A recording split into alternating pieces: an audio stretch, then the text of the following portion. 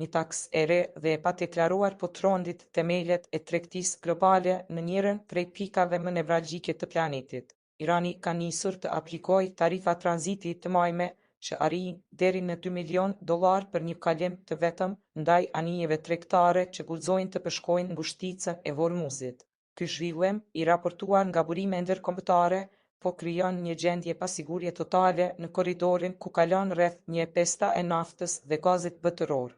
Sipas të dhënave të fundit, Teherani po operon me një sistem jo formal dhe rast pas rasti, duke i kërkuar kompanive të lëndrimit shuma marramendëse për të garantuar sigurinë e mjetit dhe ngarkesës. Edhe pse disa anije i kanë paguar tashmë këto tarifa për të shmangur bllokimin, procesi mbetet tërësisht në hije.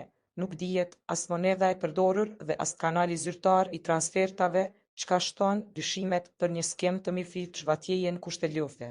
Ndërsa konflikti në lindjen e mesme ka hyrë në javën e tij të katërt, kjo lëvizje e Iranit po interpretohet si një përdorim i pozitës gjeografike si armë ekonomike.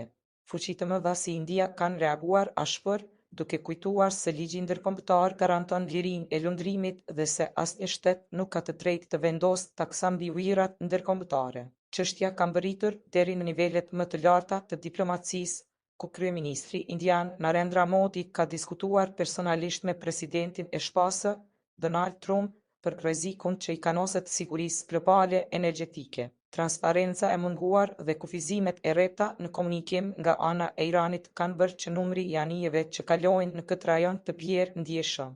Ato pak mjete lëndruese që rrezikojnë shijen të lëvizjen pranë brigjeve iraniane, shpesh nën shoqërimin e interesave të lidhura me vetë Teheranin. Nëse ky sistem i taksës hije vazhdon, ekspertët paralajmërojnë një rritje të pashmangshme të çmimeve të naftës dhe marrave të konsumit në mbar botën, duke e kthyer ngushticën e Hormuzit në një vrim të zezë për ekonominë globale.